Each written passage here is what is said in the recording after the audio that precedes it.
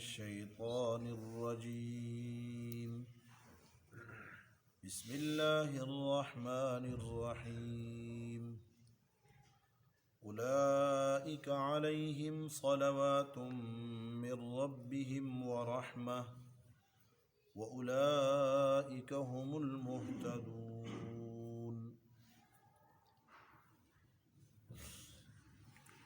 اور یہی وہ لوگ ہیں جو اوصاف مذکورہ کے مالک ہیں، جن پر اللہ کی خصوصی مہربانیاں ہیں جو خاص اسی کی جانب سے ہیں، اور اللہ کی رحمت بھی ہے۔ وَأُولَئِكَ هُمُ الْمُهْتَدُونَ، اور یہی لوگ ہدایت یافتہ ہیں۔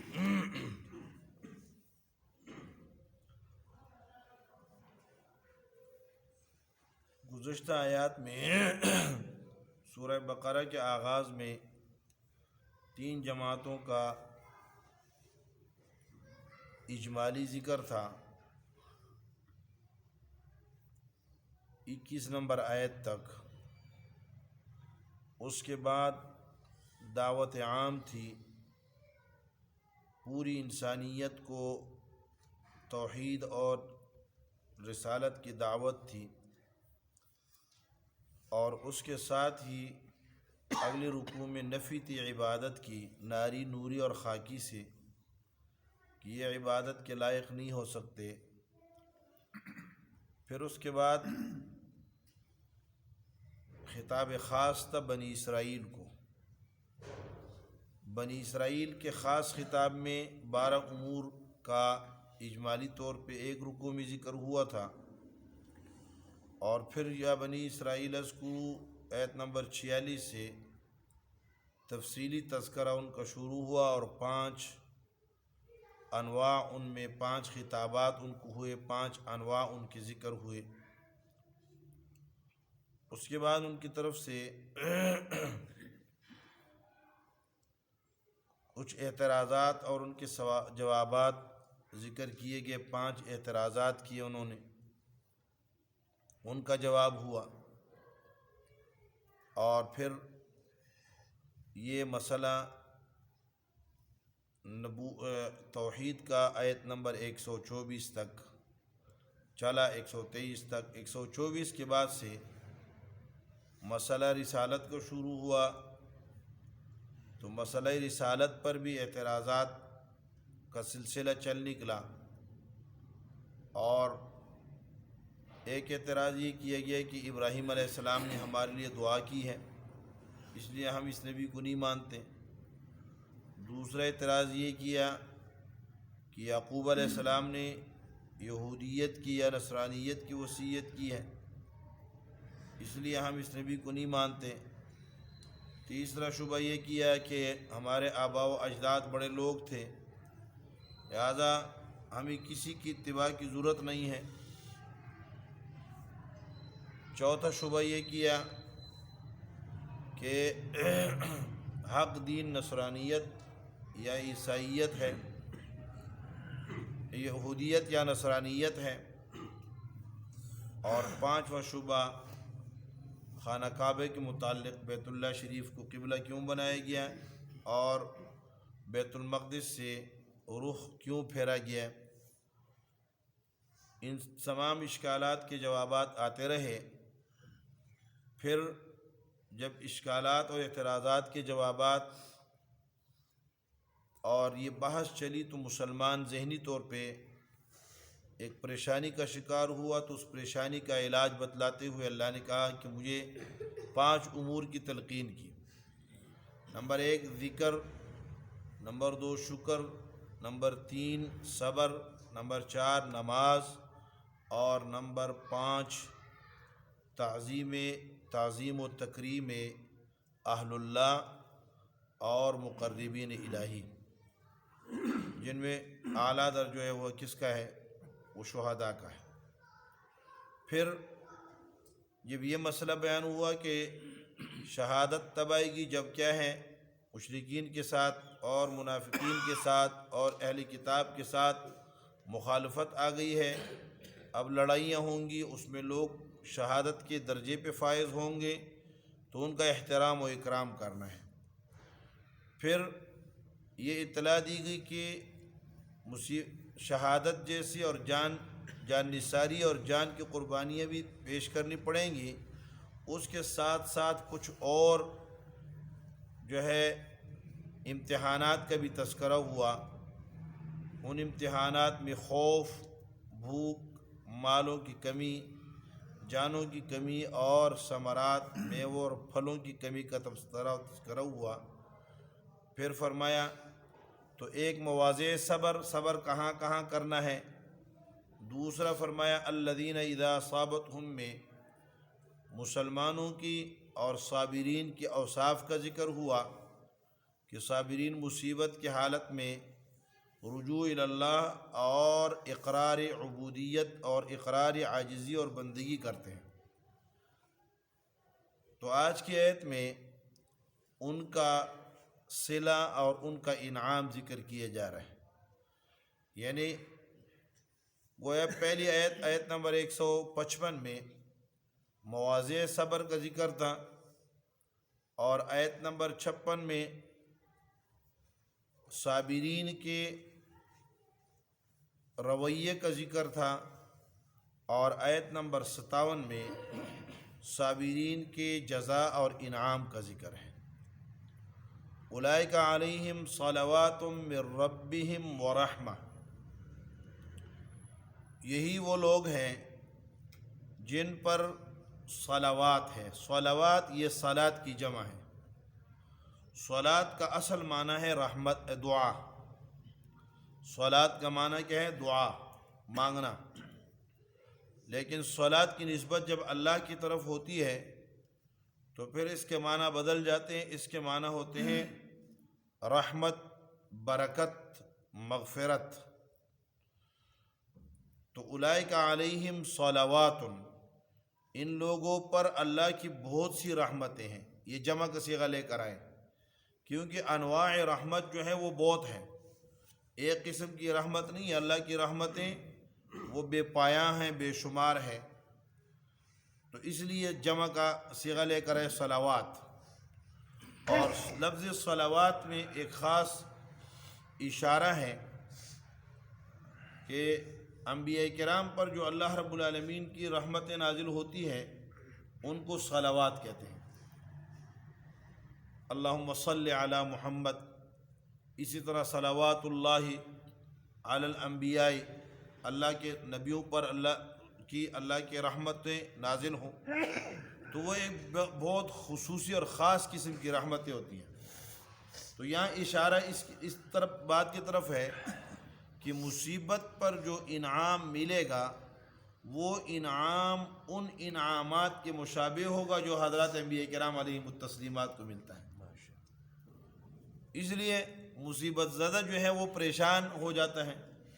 تو مصیبت تو حالانکہ کیا ہے، یہ مسلمان کے لیے ایمان کی بدولت مصیبت بہت بڑی نعمت ہے، بہت بڑا۔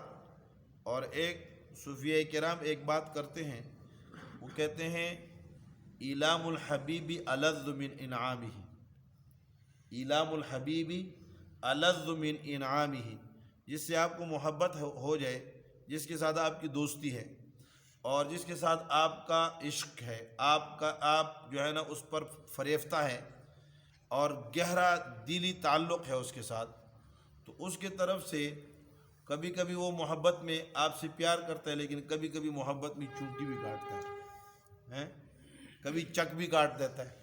تو یہ چک کاٹنا، یہ چونٹی کاٹنا، یہ کہتے ہیں اس میں زیادہ لذت ہوتی ہے اس کیا ہے، اس کی مٹھائی دینے سے اور کوئی جو ہے نا چیز کھلا دینے سے یا پیار کر لینے سے زیادہ لذت اور مزہ کس میں ہوتا ہے؟ جب وہ کیا کرتا ہے، حبیب کیا کرتا ہے، کوئی ایلام، کوئی تکلیف، کوئی جھٹکا دیتا ہے، ٹھیک ہے۔ اس لیے جب گہرے دوست ایک دوسرے سے ملتے ہیں نا تو ایک دوسرے کو کیا گلے جب ملتے ہیں تو کتنا زور لگاتے ہیں، وہ بندہ کہتے ہیں پسلی ٹوٹ گئی ہے، تو یہ کیا ہے، یہ زور لگانا، حالانکہ یہ تو کیا ہے، یہ محبت کا اظہار ہے، لیکن اس محبت میں کیا ہے، یہ جھٹکا، اس میں ایک لذت ہے، ایک مزہ ہے۔ تو اللہ رب العالمین کی طرف سے بھی کبھی کبھار اپنے بندوں کو اپنے قریب کرنے کے لیے۔ چنانچہ روایات میں حدیث میں آتا ہے، غالباً مسلم یا بخاری کی روایت ہے اور یا صالحین میں بھی ہم نے پڑھی تھی عصر کے وقت، اس میں ہے کہ جب اللہ رب العالمین ایک بندے کو ایک رتبے پہ اور ایک مقام پہ پہنچانا چاہتے ہیں، لیکن وہ اپنے عمل سے، نیک اعمال سے، صالحات سے وہ اس رتبے پر پہنچنے کے قابل نہیں ہوتا، تو اللہ رب العالمین اس پر کوئی مصیبت، کوئی پریشانی اور کوئی ابتلا میں اس کو مبتلا کر کے اسے پھر صبر کی توفیق دے دے، صبر ہو، پھر اللہ اس کو صبر کی بھی توفیق دے دیتے، اس پر مصیبت میں مبتلا کرتے ہیں، پھر صبر کی توفیق دے دیتے ہیں، صبر کی توفیق دینے کے بعد کیا کر دیتے ہیں، اس کو اس رتبے پر فائز کر دیتے ہیں جس پر اللہ رب العالمین نے الذی قد سبقت لہ، جو اس کے لیے اللہ نے مقرر کر رکھا۔ تو درجات پر پہنچانے کے لیے اللہ رب العالمین انسانوں کو کیا کرتے ہیں، مصیبتوں میں مبتلا کرتے ہیں، تو جو مصیبت کے اندر ثابت قدم رہ جاتا ہے اس کے لیے کیا فرمایا، صلوات، بہت خصوصی، اخص الخواص مہربانی ہے، اخص الخواص بہت زیادہ خاص، یعنی بہت زیادہ صرف اسی کے ساتھ اس کا جو ہے تعلق ہوگا۔ اور ورحمت، رحمت سے عام رحمت مراد ہے، تو یہ معنی اگر کیے جائیں صلوات سے خاص رحمت اور رحمت سے عام رحمت، تو پھر یہ تاسیس ہوگا۔ اور اگر صلوات کے معنی بھی رحمت کے کریں اور رحمتن کے معنی بھی رحمت کے کریں تو پھر یہ کیا ہو جائے گی، تاکید ہو جائے گی، تاکید بھی ٹھیک ہے۔ بہرحال فرمایا جو اللہ رب العالمین کے راستے میں، اللہ کی دین کے لیے یا اللہ رب العالمین کی طرف سے آئے ہوئی مصیبتوں، پریشانیوں پر صبر اور استقامت سے کام لے لیں تو ان کے لیے اللہ کے ہاں کیا ہے، صلوات، ایسی رحمتیں ہیں جو ان رحمتوں کے مشابہ ہے جو حضرت انبیاء کرام کے اوپر نازل ہوتی ہیں۔ صلوات من ربہم ورحمت، اور رحمت ہیں، وَأُولَئِكَ هُمُ الْمُهْتَدُونَ، اور ان کے لیے اور وہی لوگ ہدایت پر ہیں کیونکہ انہوں نے استرجاع اللہ کیا، اللہ کے فیصلے پر راضی ہو گئے، تو یہ اس سے بڑی ہدایت کوئی نہیں ہے۔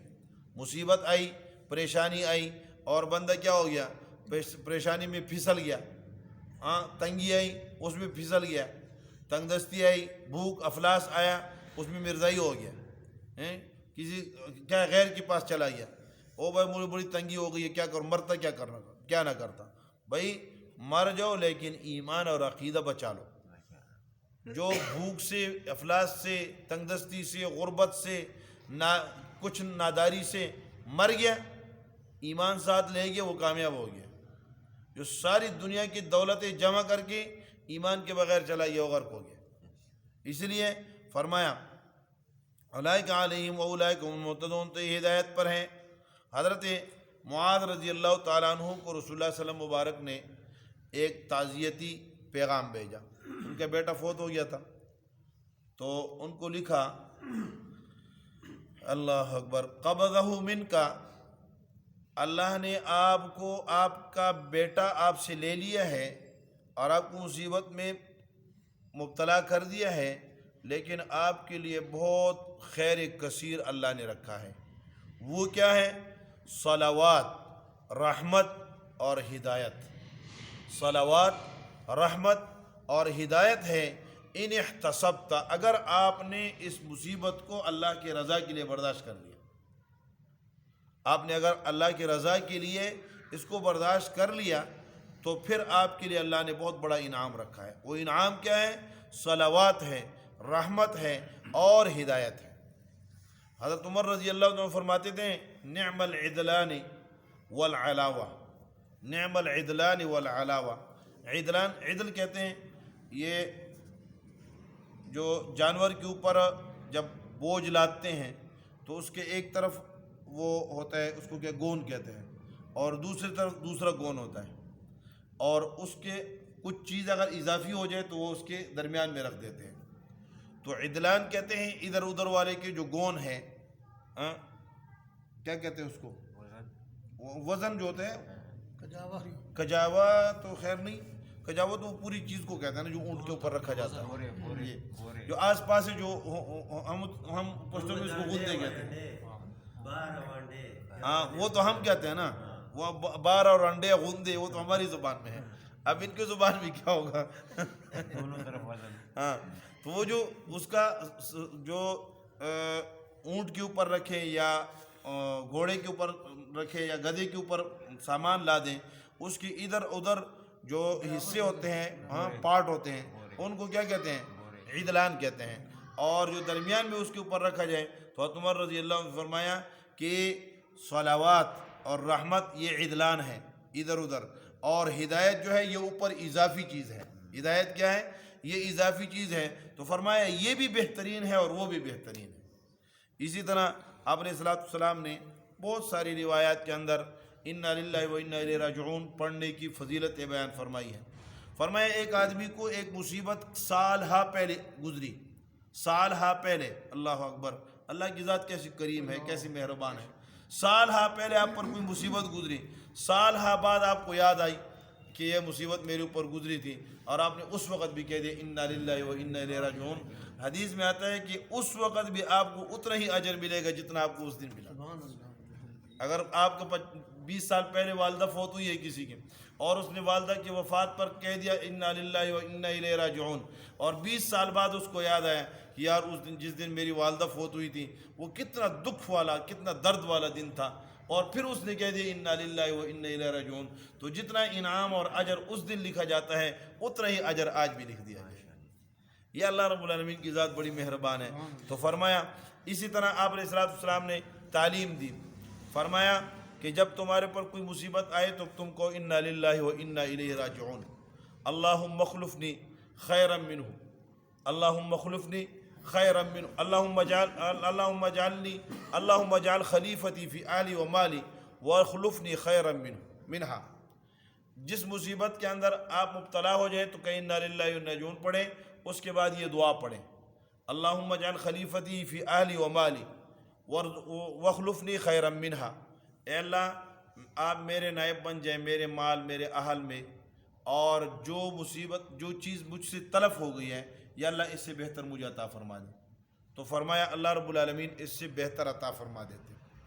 ام سلمہ رضی اللہ تعالیٰ عنہ اپنا واقعہ بیان کرتی ہے. ام المؤمنین حضرت ام سلمہ رضی اللہ تعالیٰ عنہ فرماتی ہیں کہ میں نے ابو سلمہ نے یہ روایت مجھے سنائی کہ آپ علیہ الصلوۃ والسلام نے یہ طریقہ بتلایا ہے مصیبتوں میں، پریشانیوں میں.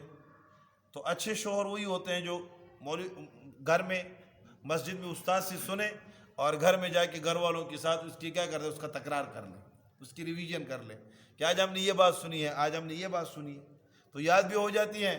اور عورتیں جو ہوتی ہیں وہ ذرا مردوں کے مقابلے میں نرم دل ہوتی ہے تو عمل بھی کر لیتی ہیں. ہم تو ادھر سے سنتے ہیں ادھر سے نکال لیتے ہیں. تو فرمایا کہ آپ علیہ الصلوۃ والسلام کے سے آپ نے یہ حدیث سنی اور آ کر مجھے سنائی. مجھے سنانے کے بعد زمانہ میں نے یاد کر لی اور یاد کر کے اپنے پاس رکھی اور پڑھتی رہتی تھی. جب بھی کوئی مصیبت آتی تھی میں پڑھتی تھی. تو اتنے میں ایسا ہوا کہ حضرت ابو سلمہ رضی اللہ تعالیٰ عنہ کا انتقال ہو گیا. تو میں نے دعا کی لیکن میرے دل میں کہا کہ ابو سلمہ سے بہتر کون ہوگا. یہ جب میاں بیوی کے درمیان بن جاتی ہے نا، اچھے تعلقات ہوتے ہیں تو پھر ان کی نظر ادھر ہی منحصر ہو جاتی ہے، اور پھر وہی کہتے ہیں کہ بس میری دنیا، بیوی کہتی ہے میری دنیا یہی ہے، اور مرد بھی کہتا ہے کہ میری دنیا یہی ہے. اور یہ ایک بہترین چیز ہے، اللہ سب کو نصیب فرما دے. نیک صالح بیوی، حیاناک باپردہ بیوی، اور شوہر کے ساتھ معاون بیوی، دین کے اندر معاون بیوی، دینی امور میں معاون بھی ہو. ایسا نہ ہو وہ تبلیغ کے لیے بستر اٹھائے ہو کہتے ہیں پھر باندھ لیا تم نے وہ ادھر بچے مر جائیں گے، ادھر گھر جو ہے نا الٹ جائے گا. وہ بعض عورتیں ایسی ہوتی ہیں، بعض عورتیں ایسی ہوتی ہیں، اور بعض عورتیں ایسی ہوتی ہے کہ جب شوہر کہتا ہے کہ میں فلاں دینی کام کرتا ہوں، وہ کہتے ہیں ماشاء اللہ اس میں تو بس میں بھی آپ کے ساتھ تعاون کرتی ہوں. تو یہ بہت خوش قسمت اور خوش بخت عورت ہے. ایسے خوش قسمت عورتیں، یعنی شوہر دنیا کے کونے کونے میں اللہ کے دین کے کام کے لیے جا رہا ہے، کسی بھی عمل میں جا رہا ہے، اور یہ گھر بیٹھی ہے لیکن اجر اس کو اس کا اتنا ہی مل رہا ہے. یہ جنید جمشید نے کہا کہ میرے ساتھ گھر والی نہیں، سید انور نے کہا کہ جتنے لوگ بڑے ہوئے جن سے اللہ نے بہت کام لیا، انہوں نے کہا کہ گھر والوں نے بہت تعاون کیا. تو جب گھر والی تعاون کرتی ہے تو انسان، تو ان کے درمیان ایک اچھا تعلق تھا، اور پھر وہ طالب علم کس کے تھے؟ محمد عربی صلی اللہ علیہ وسلم کے طالب علم تھے، اور آپ سے تعلیم یافتہ تھے، اور آپ کی تربیت یافتہ تھے، تو لازمی بات ہے گھروں کے اندر پیار محبت تو تھا ہی۔ تو کہنے لگی میں نے سوچا کہ ابو سلمہ سے بہتر اللہ کون ہوگا اس دنیا میں؟ تو فرماتی ہے کہ جب میری عدت کا زمانہ گزرا تو دروازے پہ دستک ہوئی، اور آپ علیہ الصلوۃ والسلام نے آواز دی، ام سلمہ مجھے اجازت ہے؟ میں نے کہا تشریف لائیے۔ میں کوئی کام کر رہی تھی تو جلدی جلدی میں نے ہاتھ دھو لیے، اور پھر آپ کو اجازت دی، آپ تشریف لائے۔ تو آپ نے کہا کہ مجھے پیغام دیا، خطبہ دیا، خطبہ کہتے ہیں نکاح کے پیغام، مجھے نکاح کا پیغام دیا۔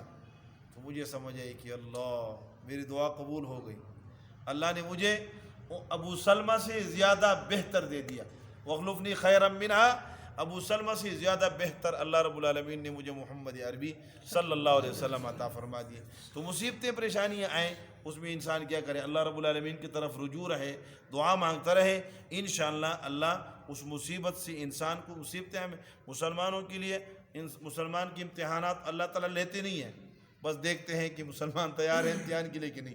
ابراہیم علیہ السلام کو کیا کہا؟ لٹاؤ، وہ لٹایا بس نہیں، بات ختم ہو گئی۔ بس مقصد کیا تھا؟ مقصد آزمائش تھی، آزمائش ہو گئی، بس ٹھیک ہے۔ ذبح کرنا کس کو ہے؟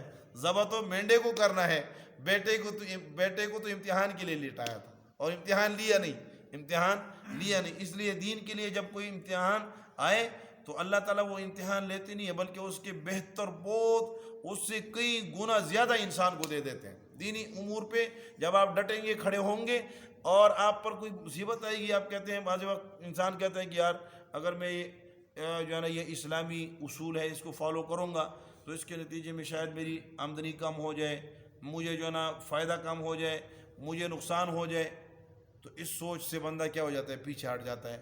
نہیں، اگر وہاں انسان اللہ پر اعتماد کر کے آگے نکل جائے، یقین کرے اللہ رب العالمین وہ دروازے کھولتے ہیں کہ جس کا انسان کو تصور بھی نہیں ہے، خیال بھی نہیں۔ اللہ کی ذات بڑی غیور ذات ہے یار۔